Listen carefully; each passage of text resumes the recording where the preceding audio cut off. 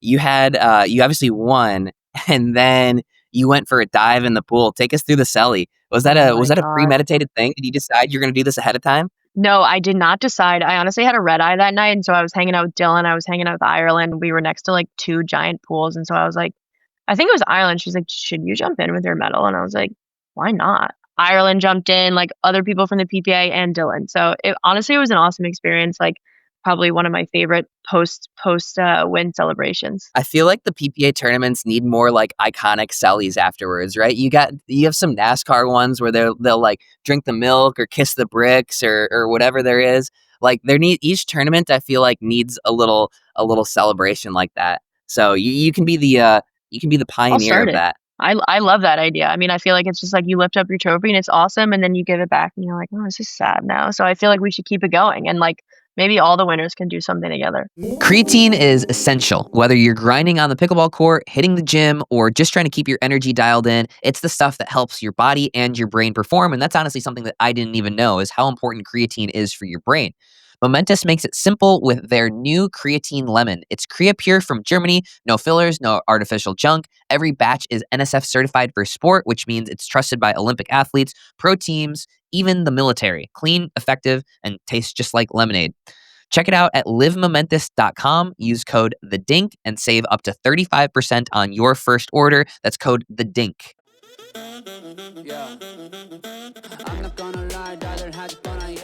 What's up, PicklePod listeners? We are coming back from a week off. I am actually here in recording from Da Nang, Vietnam. Take a look at that. If you're not on video on YouTube, you're missing out. But we have so much to talk about.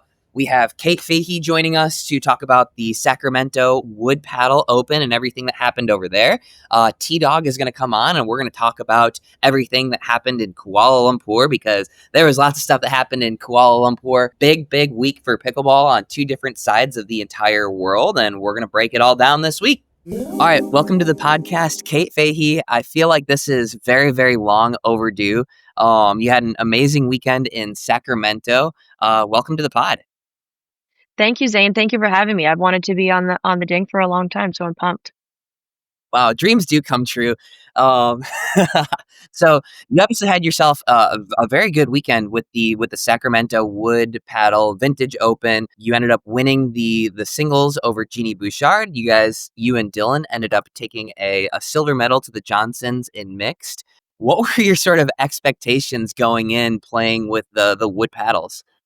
Yeah, honestly, I didn't have a ton of expectations. I got my wood paddles like 2 days before I left, and so I got like 1 or 2 hours of practice in before I actually left for Sacramento, and I didn't really know what to expect. Like I had never used a wooden paddle before, but honestly, like using it, I was like, this is better than I thought it would be. You know, you can still spin the ball, you can still add underspin, topspin, you can still roll dinks, and so I was like, okay, this might be okay. But I was also just like under a lot of stress because I was getting married in a week, and so I was just like, you know what? I'm gonna take this tournament and just go and see what happens. I'm gonna try my best. I might go home early. But it ended up being an awesome tournament. I did, really well in women's singles, and then Dylan and I I've never been to the finals of a mixed tournament, and so I was really excited about that. I was like, maybe I should use a wood paddle more often. There we go. And we're gonna get to you getting married this week as well, because I want to hear about everything. And I think you're crazy for being on the podcast with us today when you're getting married this weekend. But anyway, good for you. um, so you and most other people got like a couple of days of practice only, and so like for me, I was obviously I didn't play the tournament, but I was somewhat surprised that it felt like to me players were playing modern strategies with old equipment, right? Yeah. Nobody really, it seemed like, took the time and effort to really train or practice, a couple weeks with this wood paddle. Probably wasn't worth it. What, like, did you see much change in strategy over the course of the weekend? Yeah, I mean, that's a good point. I think honestly, people were just like learning as they were going. Like they were Yeah. taking matches and like just using it as like almost like a learning experience. Like, it was a good thing that we won our first few matches, but we were kind of trying to go as we, learn as we go. And um for me, I was like, okay, maybe, just dinking would work because obviously like a it would obviously take away a lot of the power and it should be more of a finesse game. But um It was, I think, a lot harder to speed up, one, out of the air and off the bounce, and also counters were coming in a lot softer. And so I think it was a little bit of a softer game. Like, I would say you would, like, see more dinking rallies, like, even in women's doubles, which is, like, known for, obviously, a ton of speed ups and firefights, but, honestly, there was, like, a lot of dinking there, a lot of dinking and mix, which I'm kind of a fan of. I like a little bit of a slower game, more patient, and so it might have helped, those who were a little bit more patient and didn't just rely on speed ups, but, I did kinda realize that there wasn't a lot of, like, finesse or anything, like, really different strategy going on, or those that might didn't get that far to be, kinda be seen. Yeah, yeah, and it seemed like, I mean, for me in men's singles, I was definitely expecting a lot more cat and mouse. Women's singles looked quite similar, actually, right? Like, it looked like still a lot of grinding baseline points, and then, maybe a little bit more finishing from the net, than you might normally see, but even then, it seemed like it was 90% on the Venn diagram overlap of normal play. Would you, Yeah. like, what how else would you sort of describe the paddle, right? Like, you've got a little bit less spin. The sweet spot power is actually, like, kind of okay, but, like, small sweet spot. What else did you notice about actual just the change in equipment?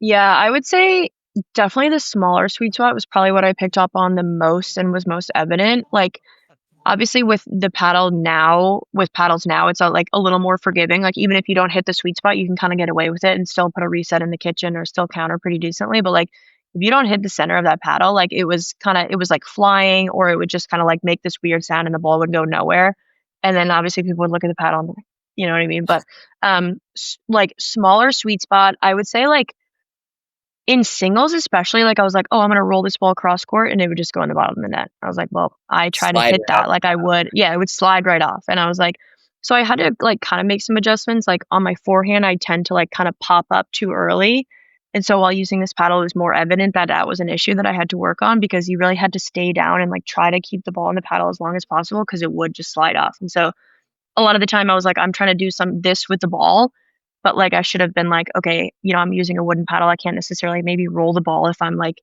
3 feet behind the baseline. So, I think with a little more time, I think it might have been a more interesting tournament just because people had more time to adjust and maybe they would have come in with like a stronger strategy. Like, okay, we're using a wooden paddle. I'm going to try to chip and charge or do something. But I think just given like a lot of people got their paddles at the tournament itself, and so I think that was a big thing, and just, like, people were just kind of playing their game and not really adjusting that much. Yeah, and, like, in theory, to me, at first when I was like, "Oh, people are gonna train with it, they're gonna understand how to play with the wood paddle, all this stuff," but then I realized, like, every day you're playing with a wood paddle, you're using different technique, you're not using your flicks, you're seeing different patterns, so it's actually, like, every day you played with a wood paddle was basically wasting a day of practice for regular paddles afterwards. And so I feel like people kind of made that internal sort of calculation that, like, yes, this is worth real money, real points, all of that stuff. It's a real tournament. However, is it really worth sacrificing 2 weeks of practice with my normal paddle to just get a couple points and maybe win one extra match that I might not have already?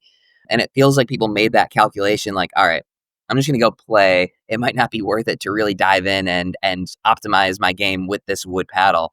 That's kind of what it seemed like to me. I completely agree. Like, I feel like if, people had more time, and also, like, Virginia Beach is coming up pretty close, and so I think people, yeah, to your point, were just like, I'll train for it. I'll try my best to, do as best as I can, but it is an open, there's a cup coming next week, so I feel like it was just kind of like I'll do the best I can, but I'm not gonna, like, change my technique or change my game for it. Yeah. So, like, what type of player do you feel like this help and this hurt? Because I feel like that was one of the most fun parts about this was like, oh, this is going to help this player, or somebody is going to not be able to play at all. Gabe Tardio is not going to be able to do any of his stuff. He's going to suck with this paddle, or somebody's going to be incredible with this paddle. What's your take on who wood paddles generally helped and who they generally hurt? Yeah, I mean, I think I heard someone say they were like, this benefits like the most athletic players. And I didn't really I didn't really think that at all. I think like it didn't really come down to athleticism or skill. I think it did, some of it did come down to like who uses more spin. Obviously, Gabe can like manipulate the ball better than anybody, and he uses, crazy underspin and topspin, and he rolls the ball and can do pretty much anything. I think like a player like that can do so much was struggling a little bit. I feel like some of the players that like maybe hit a little bit flatter, like, singles, Chris Hayworth, I feel like, or Gabe Joseph, like, Yeah. they had good tournaments, and just because they didn't really have that. I mean, they do have like a ton of topspin, but I feel like they have a power game, and so they were still able to swing through the ball because they have so much racket head speed. Yeah, they I also just hit feel more like, the yeah, ball versus like the people who whip off the back of the ball, right? right, exactly. And I feel like the people who kind of just like said like F it, we're using wooden paddles, like I'm just gonna adjust the best I can and like maybe have a better attitude about it. Like I was talking to Elise Jones and she was like, I kind of made a conscious decision to not complain about the paddle during matches, which I thought was like Good. such a good decision and such a good mindset because like everybody's using a wooden paddle, and it's not like you're just coming out there and playing against carbon fiber while you're using wooden. It's like everybody's in this situation and it's kind of like who adapts the best and who has the best mindset. Yeah.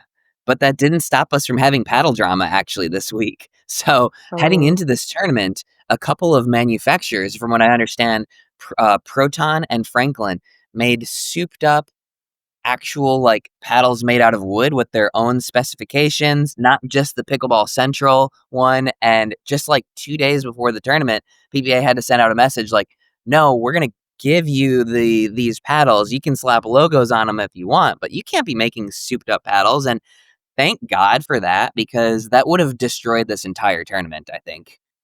I know, I heard about that, and I think I saw some on player stories. It was like manufacturers. I don't know if it was a Franklin, but they were like making bigger paddles, like the bigger. It was like had a much bigger surface area than the Pickleball Central ones, and we were all like we're gonna just be playing kind of like against paddles that are souped up and not actually a wooden paddle. So I kind of loved that they just had everybody use the same paddle because it wasn't like, okay, which manufacturer can make the best wooden paddle out there, and like that's why the winners are going to win. It was more like everybody's using the same exact paddle. Whoever wins, fair and square. So I thought that was a good take.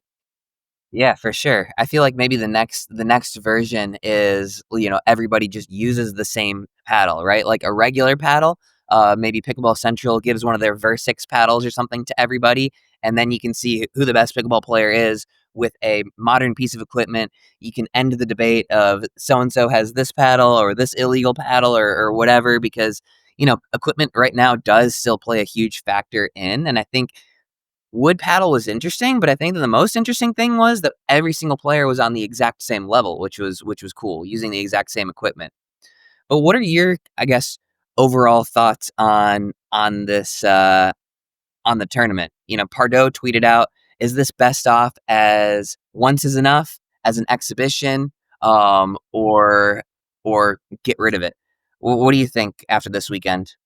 Yeah, I mean, I thought it was like a good kind of experiment. I had like I usually have a good amount of fan interaction, but I had a lot. I feel like it engaged the fans more, especially those who had previously watched pickleball and they were just like, "Hey, like what's the difference? Like what are these wooden paddles?" Like they were very curious about like our experience with them, and so I thought that was cool, just how like invested people were and curious.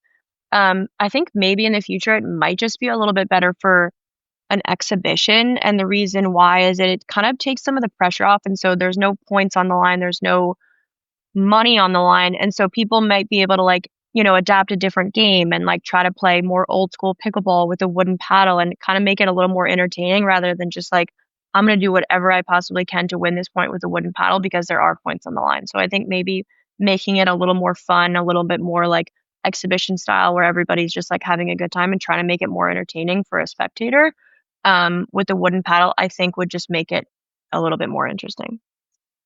Yeah, I feel like that's probably where we'll end up, as some sort of exhibition here. I think it was good to do, but yeah, I think it probably ends up as an exhibition somewhere down the road.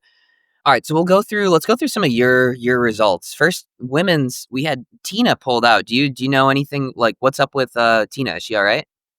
Yeah, she unfortunately she pulled her quad a few days before we were supposed to leave, and it looked so painful, and I felt so bad. But I obviously like didn't want her to push through pain and fly out all the way out to California just to be able to not to play. And so I was obviously bummed about that. But she's feeling a lot better, she said, and hopefully she'll be better for Virginia Beach. But it was the first time I had like played Friday or played Thursday, played Friday, and then I was just kind of sitting out Saturday, just spectating and coaching. But yeah, she'll be okay.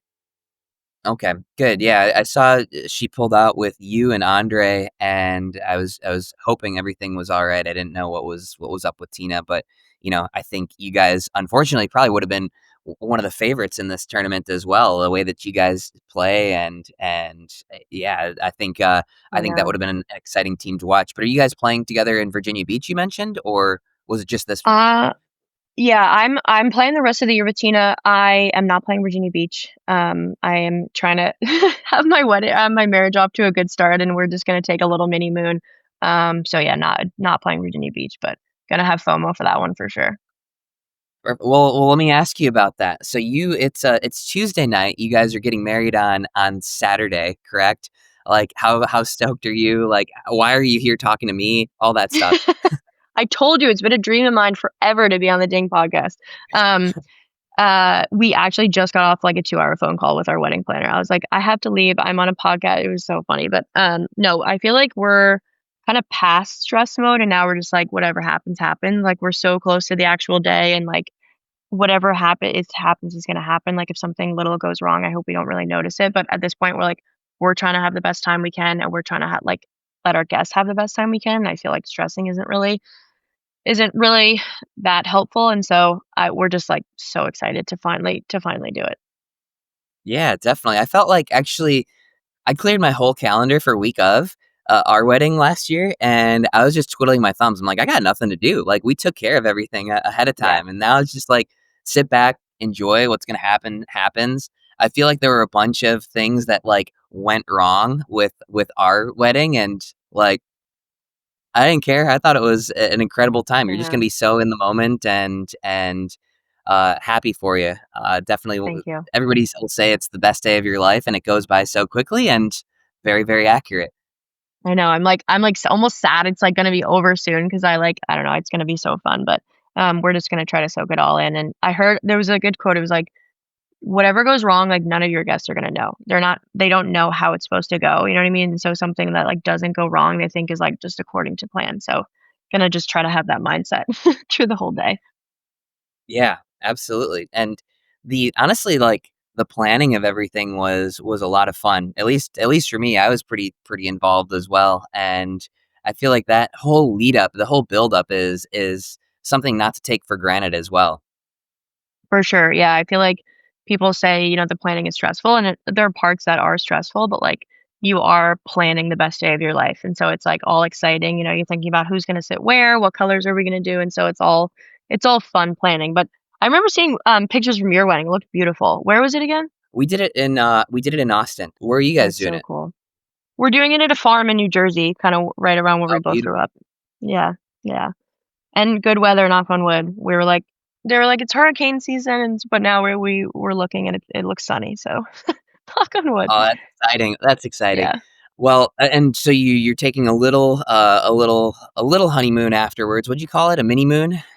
Mini moon. We're actually funny enough, we're taking it in Bristol, Tennessee, going back to but there's this like cute little vineyard hotel that like a few players stayed at and I saw it on our story and I think I messaged like Hannah Blatt and I was like, this looks cool. And so we are going to like a kind of a hotel type thing in Bristol, Tennessee. So Oh, nice. yeah. Nice, nice. Yeah, I feel like that's the way to do it, right? You're just gonna be so at least we were so drained after the wedding. Like I wouldn't even want to have gone on like a regular honeymoon right afterwards. We did that a couple of months afterwards, but just somewhere to like sit and kind of like remember everything that happened that night, debrief everything. So Yeah. that's awesome. Bristol, Tennessee. People are gonna love to hear that. It's like, why? Everyone I've told, they're like, "Why are you going back there?" I'm like, "It's not for pickleball. It's just for relaxing." But yeah, we're doing a proper honeymoon in December when we have a bit more time. So we're pumped about that. But yeah, Nice, Hayden nice. actually just sent me a picture of his suit. He's going with the pale blue. So we're pumped about that. But yeah, there's some pickleball people going, which should be fun. Yeah. Can you share? Can you share which pickle Yeah. pickle people or no? Hayden, Gabe, and Anna. Shock. Have to invite the shock. Um, Tina Pisnick and her wife Maya. Who else? I invited Eric Lang and his wife, but they couldn't make it. Brooke and her husband Adam, and then Eric Roddy and his girlfriend Morgan. So we have like Nice. Shock and Charlotte and doubles partner. So yeah. Sweet. Okay. Yeah. That's awesome. Yeah. Screw Did you have Virginia any Beach. pickleball people? Yeah. Okay. Yeah, Did you yeah, have any we had pickleball? a decent amount. A lot of them, like kind of just the Austin crew, and then some of the Wisconsin crew that I used to play with as well. And I can't remember. I think there was a decent tournament as well. So a good amount of like teammates from the squeeze weren't able to be there Yeah. because we got married right in the beginning of 2024. So like Anna, Andre, Rachel, I think they all had to go somewhere or another. But Oh yeah. yeah, so decent amount, but not like the normal names you might know from pickleball. But Yeah. all right, I got a couple more questions back to this weekend. So the women's singles final, you had a new face in the final, Jeannie Bouchard, with her first PPA final appearance. What do you think of that run and playing her in the finals?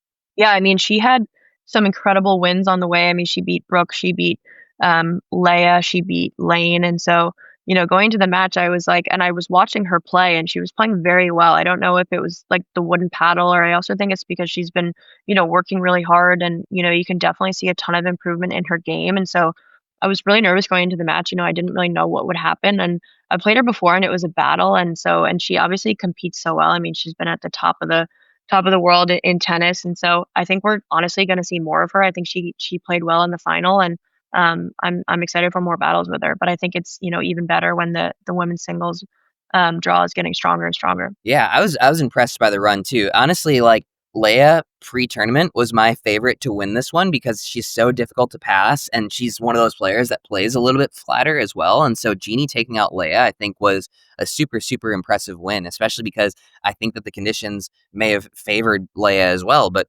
Jeannie's just playing good ball. And yeah, there's no reason that she shouldn't be a regular medal stand contender, right? It's nice to see it's nice to see her sort of like diving in and continuing to improve and taking things seriously. I think that's just overall good for the sport. For sure, I agree. And I think she not only competes well, but she's super athletic. She moves really well, and she covers the net. Like I think her wingspan is like it feels like it's like 8 feet tall. So I definitely expect to see more of her, and I'm just like impressed with her will to continue to get better and continue to. And she seems like she really wants it. Like she has interviews, and she's like, I'm really excited to be here. Like I've never been in a final, and so it's awesome to see. Yeah. Yeah. And speaking of the athleticism, there's this one highlight point. I think somebody filmed it from pickleball.com from behind the court and like pretty close angle. And you're off the screen like three different times on both sides, chasing down overheads from Jeannie. So don't sell your athleticism short on that either.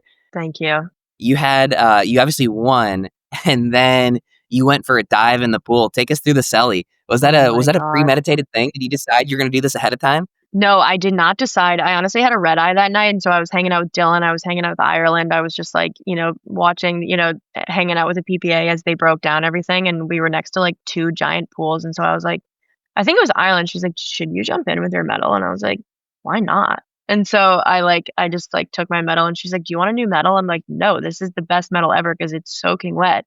And I'll always have this memory. But then Ireland jumped in, like other people from the PPA and Dylan. So it was an awesome experience. Like probably one of my favorite post win celebrations. Nice. I feel like the PPA tournaments need more like iconic sellies afterwards, right? You have some NASCAR ones where they'll like drink the milk or kiss the bricks or whatever there is. Like each tournament I feel like needs a little celebration like that. So you can be the I'll pioneer start of it. that. I love that idea. I mean, I feel like it's just like you lift up your trophy and it's awesome, and then you give it back and you're like, oh, this is sad now. So I feel like we should keep it going, and like maybe all the winners can do something together. I agree. Yeah, I agree. Let's start it. cool. Playing with Dylan, you guys make the finals. You guys win game one against J-Dub and Georgia. Take us through that run. Yeah, I've had situations where I'm up on the Johnsons and I'm feeling good, and then it never ends well. They always seem to just like flip on a switch. I think they started off a little bit slow, and Dylan and I were, started off strong and pumped, and we won the first game pretty handily. And I was like, don't get too excited. I had never played 3 out of 5, and so I was like, don't get too excited. Like it's three out of Oh five. wow, It's a yeah. marathon, not a sprint. So, and then we actually had a game point in the second, and ended up losing it 12-10, which was kind of it was 13-11, which is kind of a heartbreaker. And then they just like flipped a switch, and like Georgia did not miss a ball, and like J-Dub is just always so solid, and you think you can attack him, and then you are proven wrong right away. And so I mean, kudos to them. Like they are just an incredible team, and obviously they're siblings, so there's a lot of chemistry on the court. But like they compete so well, and they find a way to win every time. And so I was proud of the way that Dylan and I played. I think we had an awesome tournament. Like I personally love playing with Dylan. I love his energy, and I think we really feed off each other. So definitely pumped about the result. But yeah, the finals could have gone better. Yeah, well, I mean, I think earlier on in the tournament, I was very impressed with your ability to get Dylan Frazier screaming. So Yes, I know. was that? Everyone's like, Dylan's only screaming because he's playing with Kate. I'm like, guys, like he was like, let's bring the energy, and I'm like, Dylan, I don't have a problem with that. You know, I can do that. So, You said but say yeah, he's less. awesome. Like we're like, shoulder bumping, and like it's awesome. So I personally love playing with partners like that. I just think it, adds to the experience, and also just like gets me pumped up. So I like it. For sure. Well, I got to ask you about that too, right? Because I feel like that's been a hot topic over the last, honestly, 9 months. Like, is screaming, right? Like, and particularly from you, right? You have. I'm sure you know this. You've got plenty of haters online. You got plenty of people who support you as well. Like, is this something that you've always done? Like, have you ever considered like, hey, people think this is annoying or whatever? Like, have you ever thought about adjusting what you do? Yeah, no, I have. I mean, I started working with a sports psychologist this year, who has like helped immensely. I think a lot of it is like some, pent up anger that I have on court that I talk about. But it's also, the hate that I get online. Like I do get a lot of hate, and I get messages, and I get um obviously there's people that like message me and love me and everything, but like reading those messages is like it's hard, you know what I mean? It's like, you think you're a good person, you're doing all these things, and you read something like that and it hurts. And I feel like a lot of the time people don't really realize that we're people behind the screen, and it does affect us. And so that's something that I worked on a lot. But a conversation has come up, and I'm just like, what if I just stop? Like what if I just completely go mute and like try not to scream? Because it's always been that way. Like I've played tennis since I was very young, and I've always yelled. And you can ask my college coach, like people in juniors, like it's something that I've always done. And I'm an extremely competitive person, but I also like I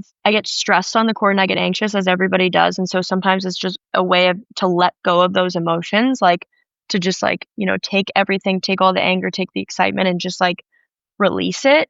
Um, and obviously sometimes it's in the direction of my opponents, and that's something that I try to work on. I don't want to look at people when I yell, and because I generally like everybody on tour, and I'm friends with most people, and I respect everyone, and it's not like I look at them and I'm like, I want to, get you or something. It's just like I'm just letting everything out, and sometimes it's in someone's direction. And so that is something that I'm personally working on, just like looking away and then yelling. But it's not in my nature to just be completely mute and just not, say anything. I've tried it and I play horribly, and it's not who I am. And so I've also worked on just like kind of accepting that's who I am. Some people aren't going to accept it. Some people aren't going to like it, and that's okay. That's, part of kind of being in the spotlight. But that's kind of my take on it. It's not anything personal. I'm not trying to spite anybody on the court. Some people take it like that.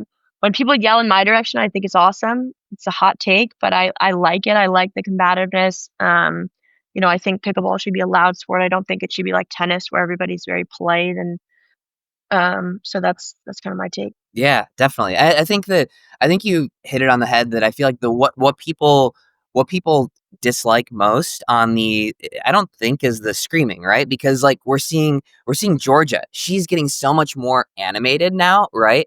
Yeah. And I got raked over the coals because in one of my videos I asked, "Hey, look, Georgia's doing this. Why is this different than Kate?" And I think the main difference is at somebody versus to yourself. Hmm. Personally, I think you know this, at least from our interactions with shock versus fives. I don't care whether you're doing it at us, like whatever. It does not bother me whatsoever. I think it bothers some of that older generation that played tennis that thinks of it more as like whatever the gentleman's type of game. Like I think the direct, I think the at you, I think that is so actually good and entertaining for the sport. I can see where people will be like, I don't like that. But for me, it's like you get people talking about the sport. You have a personality. And I think that's more important. I'm also going to get raked over the coals for this, but Roger Federer was the most boring player for me to watch personally because he never, obviously, the skills were so like, he was great to watch from a skill set, but he never gave any emotion. Like, I preferred a Nadal, a Djokovic, a Kyrgios, anybody who's going to give us a little bit of insight into what's going on in the head. Like, you can appreciate Roger for his skills, of course, but like, I want some emotion, right? That was more Yeah. entertaining to me. So it feels like it's almost a generational divide on this, where the younger people are like, "Yeah, fuck yeah, Kate, like go for it," and the older people are like, "What is she doing?" Yeah. That's a good point. Honestly, a lot of the, like, the hate comments that I get are from that older generation. I'll go to the page and it's like, this 7-year-old grandpa that's been playing pickleball for 10 years and, he has grandkids and he's like, "I can't show my grandkids this." But then I have junior players coming up to me and they're like, "I scream like you now and it's awesome." And I kind of agree. It makes it more entertaining. It's like it gets people talking, some people bad, some people good, but I also like the authenticity, like, this is who I am, this is what I do, like, I think I've been compared to Leia, and I think people know by now that we're actually very close with each other, and she's just so authentically herself on the court. Everything she's feeling, everything she's thinking, like, you can see it, those facial expressions, and I think that's, like, the beautiful part about sports, like, we are in high pressure situations, and like, we're not perfect, you know what I mean? And so I would rather see someone that's authentically themselves. They get mad, they get angry, because that's we're human, you know what I mean? Like, we're human and we're trying to put food on the table, and this is how we react to it. Yeah. Well, I hope you know I have no problem with it. Karen on Facebook does, but I'm good with it. I get So we Lady in the Van. She's one of my one. So those are the people that don't like me. But yeah, like Ryan Harwood, I think I texted him and I apologized, and he was just like he was actually super nice. He's like, "I love the energy. Like it makes it so the Shock and the Fives have this like awesome competitive like obviously it gets goes a little bit far sometimes as we can see, but like we just have this like duel against each other, and it makes it fun to watch." So Yeah, for sure. There's just like in the future, there's no need to apologize to Ryan. I know, I He's learned like, that. He's like, "Yeah, no." Like, yeah, like he's like, no, I "Yeah, we're mean, I good." think I was like, there's nothing like there were no lines crossed there like between you and Ryan. I mean, "Yeah, I think not to dig up old stuff, but I think it's a little bit different Hayden versus Anna Lee, and I know that for they sure." sell things right, but the stuff Yep. you and Ryan like me and you, like the rest of that, look, I didn't think there was anything that like crossed a personal barrier there. I know, Um, because people are which like, "Do you have something against them?" And I'm like, "Not at all." Like, I like them. I think they're great. They're nice people off the court, and, like, I just love their competitive energy, and I love that we can dish it and take it. yeah. So, So, all right. Well, my completely unsolicited advice is to keep doing you. People, you're never going to be everything to everyone.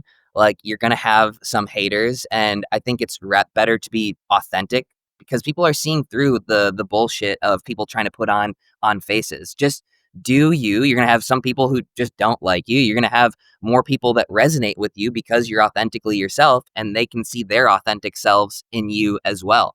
So I think that's how you actually grow a nice fan base. And yeah, you're gonna have some haters. Keep doing it. yeah, So that's true. I know I'm definitely not everyone's cup of tea, but hopefully I can, resonate with some people and some women who love to yell, so and love to be fierce. there we go. Keep And yelling. then yeah, We thank need you, to get Zane. Anna Bright's mom on some goddamn t-shirts for you. Oh my gosh, we should.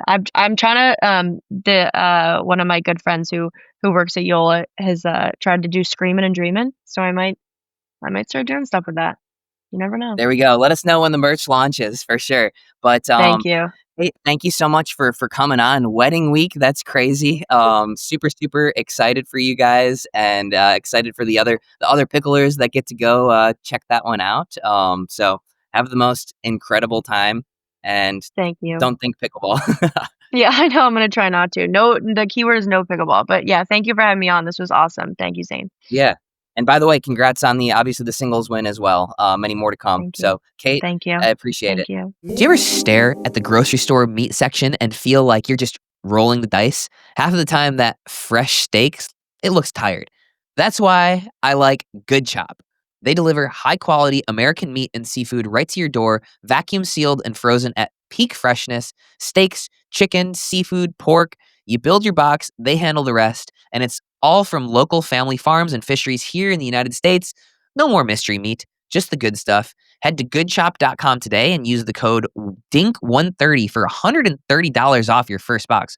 Holy crap, that's a good discount. $130 off. All right, so as you guys know, the PPA Tour was in Kuala Lumpur this weekend, and it was absolutely insane. There were a lot of very, very close matches, a lot of good matches, and I think I was overall impressed with the level. A couple of interesting notes. We play kind of like a modified progressive draw. It's almost like the semifinal Saturday type of draw in the States. The first day of the tournament, you play through the round of 16. So it starts with round of 32 and round of 16 in each division. And then every day you play one round. So then you would play quarters, semis, finals. So it's kind of like a modified progressive draw with 2 rounds on the first day and then 1 round afterwards.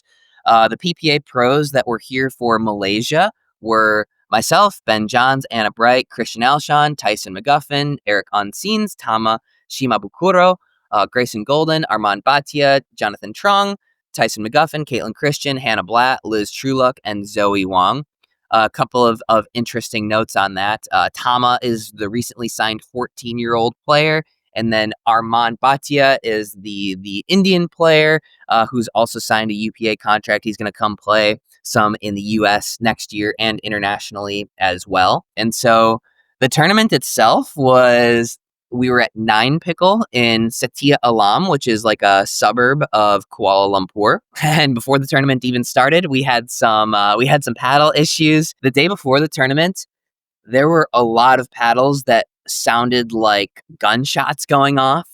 It felt like delaminated paddle like 2.0. The amateurs that I was hearing had these paddles that were just insane. And so obviously we did have paddle testing for the pros, which was nice, so that nobody was using anything that was crazy. And UPAA ahead of time actually announced a ban of Aeronax paddles. So I feel like UPAA being there and regulating some of those paddles was super, super important for just the integrity of the game. We had first day singles stuff. A lot of players didn't play singles. We had me, Ben, Tyson, Oncins. We all skipped singles. Rob Nunnery posted that it was because we were scared. I think there's some of that. Like, none of us obviously wanted to lose internationally, but I'm not scared of losing anymore. I lose all the time. So like, it is what it is. There are other factors I feel like that were going into it. First, we didn't even have like clarity on scheduling for a while. I was under the impression that it was kind of like a full, like a regular draw where singles was going to be on Wednesday or Thursday. So just giving a little bit more time to get acclimated from the 32-hour flight was something that I was wanting to give some time with. So definitely wasn't necessarily like being scared, but there were other factors as well. There were the fact that we were playing on the pickle roll surface, the tile pickle roll. That is just so hard with singles. And then getting used to the ball, getting accustomed to the ball too. The Yola ball plays very, very differently than what we're used to in the Lifetime ball. And so getting accustomed to that was interesting too. So, I don't think maybe there's some element of like, not wanting to go up against the international players, but I don't think that was the primary reason. I'm sure it contributed, but I don't think it was the primary factor for why we didn't play singles. And the first day, the main upset was actually Grayson Golding losing to Marco Lung. Marco is a UPA Trailblazer from Macau, and that UPA Trailblazer program, we had them on the podcast a few months ago. It's a very, very cool deal, and they're actually accepting applications for the next round of that as well. So I don't know exactly where to link that, but go to the PPA Asia page if you want to become one of the next round of the UPA Trailblazers. Very, very cool program.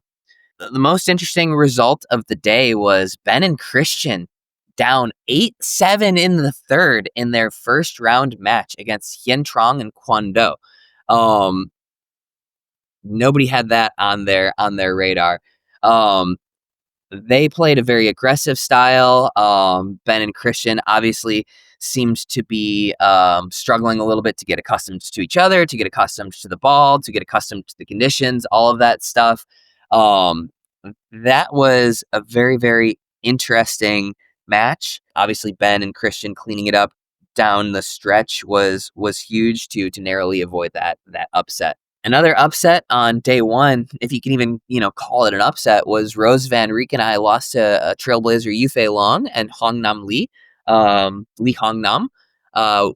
Lee Hong Nam was actually a junior Wimbledon doubles champion from Vietnam, and so Vietnam pickleball has been one of the most impressive things from this entire trip. Just how quickly they've gotten better from the beginning of the year when I played some of these guys in PPA Australia to now. The level has skyrocketed. So we lost to them, and it was a very, very good match. Friday we had the first matchup of Ben Johns and Rob Nunnery since they're falling out in early 2022. Rob Nunnery explained it in his post. Van Schiek and I will face Ben Johns and Christian Alshon. Most know Ben as the number one player in the world, but years back, we co-hosted the Freestyles Boys podcast together. This is going to be my first time across the net from him since the pod ended in early 2022. After a stretch of health challenges and with another surgery ahead in October, I'm still proud to be competing in the sport I love. And Robin Van Schiek got off to a really good start playing chaos ball, absolute chaos ball. They ended up winning the first game 11-9. And after that first game, Rob just looked dead. There was kind of a funny side-by-side that I felt like memes of pickleball might pick up. There was Van Schiek, who looked like he was barely even sweating, and Rob, whose face was completely red, looking like he was about to actually die out there, and he almost did, seemingly. Rob has some health problems, including I think he uses a colostomy bag a good amount because he's got a condition, and he's very open about it on his social media channels. I don't know exactly what that is, but it does contribute to him, maybe not having. He's clearly, I think, in pretty good shape, but I think some of this, contributes to not having maybe the stamina in these sort of conditions. Game 3, he actually just let a puke rip like near the kitchen line, so that was a good, 10-15 minute delay to clean that up, and they ended up falling 11-4 in the third. And then the upset of that day, probably the upset of the tournament, was Danny Townsend and Nicholas Schoeman defeating the number 1 seeded Rose Van Riek and Anna Bright. And honestly, Danny was the best player on the tournament, or best player on the court in that match. She plays I'm excited. I get to play mixed with her here in Da Nang, Vietnam. She plays more of a style like the guys do. She's a table tennis player, so she reaches in, flicks one-handed backhands out of the air, and she holds the line with one-handed counters. So she plays a more of the male style rather than the women who play primarily with the two-handed backhand. They sit off of the line, not quite as many flicks, countering two hands off the line a little bit. So Danny played very, very well, and I do think that she's at the very least a premier level player in US MLP. She's from Australia, so plays in the Gold Coast. Be interesting to see what she does, because I have to imagine she's going to get premier level offers, and she'll have to sign some sort of contract with UPA, because right now I think she's a free agent to do whatever she wants. Obviously, she plays some of the PPA Asia. I think she's involved with NPL, which is an Australian league. But I don't know. Maybe I'll ask her. They ended up beating Rose and Anna relatively easily. It was like 6-3. So that was a big upset for international pickleball. Saturday was a relatively straightforward affair. Not too many notable results. But Sunday was pretty electric. Caitlin started off the day looking for a triple crown, and she won the singles over Rose 4-4, but the level was quite high. The men's singles final was insane. I got to commentate that match, and you should definitely go watch that match. It was between Christian Alshon and Jack Wong. Jack Wong is the number 1 ranked player on the UPA Asia Tour. He played Davis Cup ball for Hong Kong, I believe, and he's known as the tactician because he has unbelievable cat and mouse play and crazy quick and changes directions better than anybody. He might be just pure quickness. He might be the quickest player in pickleball right now. Like Alshon might cover the court slightly better because he's longer and he's got longer strides, but pure quickness, Jack might be the guy. They played a 9-5 match that went over an hour. It was just impossible to score, and I think a lot of that comes from the slow conditions and the Yola ball. The Yola ball early on would start out, relatively quick, like a new ball, and then it would get so slow so quickly. It would end up probably slower than an old used Franklin ball, and so the level or the style of play in game 1 would just be so different than what it looked like in games 2 and games 3. And I do think a suggestion that I'll probably give to the UPA Asia Tours, we should probably use a new Yola ball if we're going to be using the Yola ball every game, just like we did with the Vulcan ball here in the States. Lifetime ball, not quite as necessary because it sort of retains its elasticity a little bit more, it seems like. And as the ball gets softer, it actually gets more springy. So the way that the ball plays seems to stay the same mostly with the Yola ball. I'm sorry, with the Lifetime ball, but I think we probably need to use a new Yola ball for every game just because it changes so much. Next up was the women's doubles final. Caitlin and Zoe ended Danny and Nicola's run 11-6, 14-12, and that actually kept Caitlin's Triple Crown hopes alive, which was pretty cool. But the match of the day was definitely Tyson McGuffin and Eric Oncins against Ben Johns and Christian Alshon. Tyson and Eric won game 1 11-5, and they were up 8-4. Actually, Ben and Christian were up 8-4 and 9-5 in game 2, but Tyson and Eric came roaring back, and they played a couple of pretty epic points.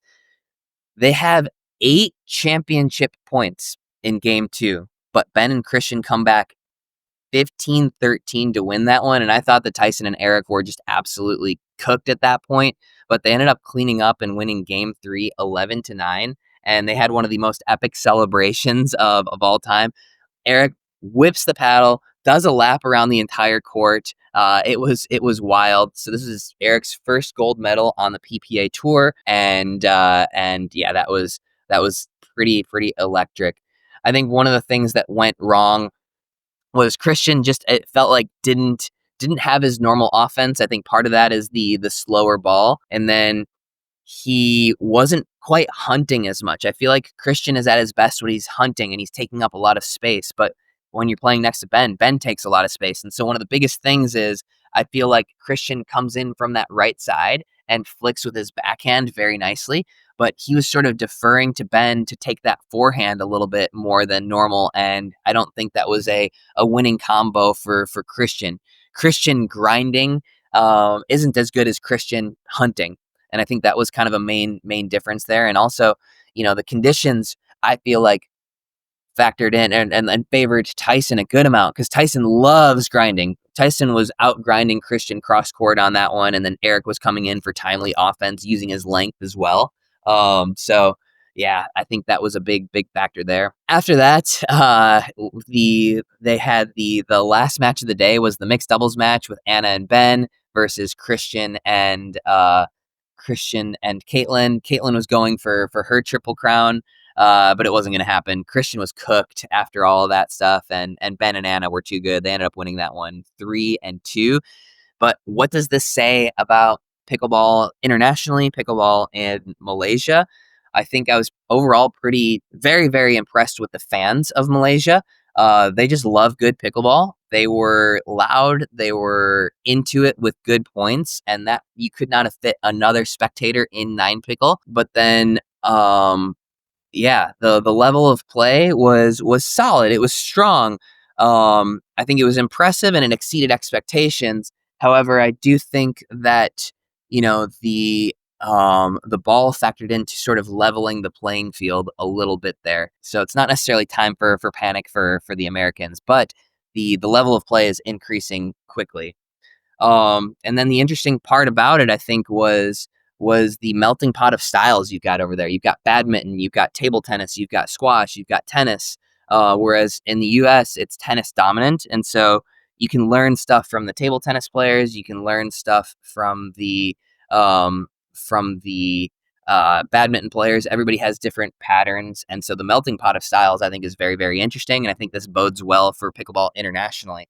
I'm currently here in Da Nang, and we had a pretty insane opening ceremony for this tournament this last night. So definitely going to be covering that, doing a recap video of that, and trying to keep you guys up to date with everything that's going on in Asia, because we're going to be seeing it firsthand here. So yeah, a little bit shorter episode. My upload speed is dog shit over here, so this is going to take me forever to get up, but tried to give you guys just the lowdown on everything that happened here in Malaysia, and we'll definitely try and do the same for Vietnam this week. So thanks for tuning in. Yeah. I'm not gonna lie,